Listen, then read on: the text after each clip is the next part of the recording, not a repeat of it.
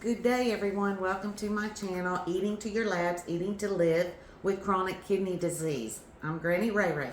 So today, we're going to talk about sodium. Sodium is very important in your body. It regulates your body fluids. All right, so basically, it helps support your muscles and nerve functions and blood pressure. All right, so have you ever had too much sodium one day and you feel like your fingers are swollen and your ankles have edema, swollen? That's probably because you ate too much salt or sodium.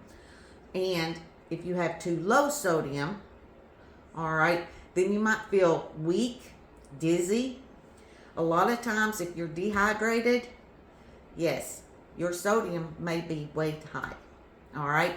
So basically what we're doing today is I'm going to talk to you about sodium and how I get my sodium lowered, because I'm restricted to only 500 milligrams a day. A normal person can eat 2,000 to 2,500 milligrams a day, or 2,300 milligrams a day. I'm sorry, 2,300 milligrams a day. That's an awful lot of sodium, because 500 milligrams is only half of a teaspoon. So if you start looking at your foods and reading your labels, you will find out how much sodium is really in your foods. This is a can of tomato soup, and this is a can of tomato soup unsalted. Guess what? You still have sodium in your food. Regardless of whether it's unsalted or not, you still have it. So you have to look closely at your labels. For this can of soup, the sodium is 50 milligrams for 1/2 cup.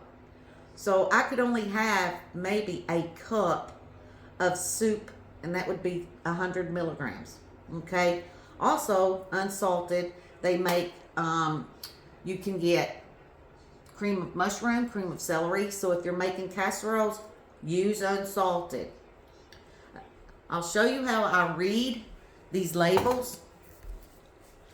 Right here, you can see where it says serving size is 1/2 cup, and you have about 2.5 servings in the whole thing. Then you go over here, and there you have sodium, 50 milligrams. And you also have your others. You have protein, 2 grams. Look at your potassium, 580 milligrams, which we will be talking about at a later date. Also, Pringles, lightly salted. They're very good to go with your sandwiches. All right, total, you can have 15 chips. Love this, 15 chips. It's only 70 milligrams of sodium and 120 milligrams of potassium. So now, with kidney disease, if you do not know how to cook, you need to be talking to Betty Crocker, because a lot of our foods we have to cook. Processed foods are so high in sodium.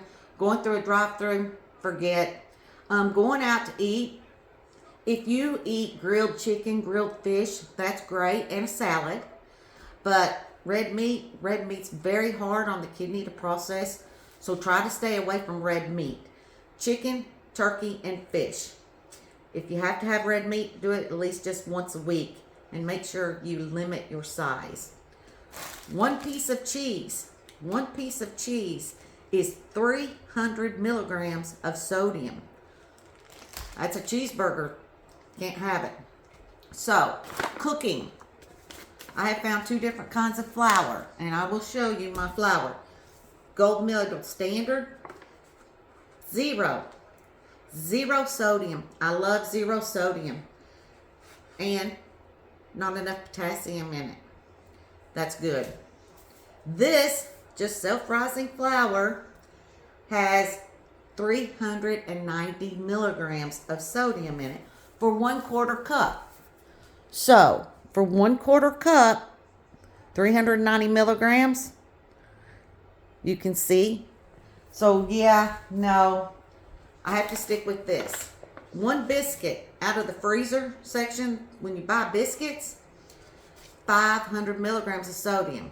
So no, from now on, you can't be just reaching and grabbing. You can't.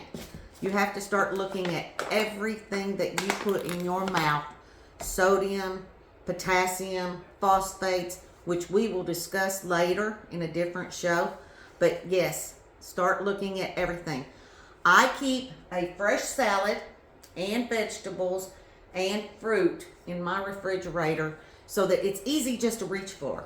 Instead of the chips, instead of, grabbing at anything off the shelf. I keep fresh vegetables and everything in my refrigerator. So today I'm going to talk to you about our Renal Diet Cookbook, which a lot of people, I'm showing you how to read the diet cookbook and tweaking your recipes. If you have recipes, tweak them so that you can cook without having to be all confused and everything, and eat healthy. Stay away from anything that's processed. Stay away from it. I'm still having a problem with trying to find a good cottage cheese, and I love mac and cheese, but trying to find a good cheese that isn't over processed is difficult. So today we're going to do a Waldorf salad. This Waldorf salad in the Renal Cookbook has lettuce, grapes, celery, apple. It has light sour cream, and it has freshly squeezed lemon and sugar. And yeah, no, I don't need the sugar. I don't know if some of you are diabetic, but you probably don't need the sugar either. This Waldorf salad has apples, lemon juice, celery, grapes, walnuts, raisins, salad dressing or mayonnaise, sugar, lemon juice, whipping cream, and ground nutmeg. No, you don't need that either. All right? So basically, my take on a Waldorf salad, which I did make, I cut up one apple, I cut up celery because it is good for you, and guess what? Your kidney loves celery. So I have one stalk of celery, I have maybe a tablespoon of mayonnaise, and I have one apple, and I have a few walnuts, just a very few. We'll get into nuts and stuff when we get into phosphates. And that's all I have in here, and 1 tablespoon of mayonnaise. It makes for a great snack. It's side salad. You can even have it for a meal. You probably wouldn't eat the whole thing because it has fiber in it, and it's kind of a good size. All right. Also, I put cranberries in here. The kidney loves cranberry. Okay, it loves all kinds of berries.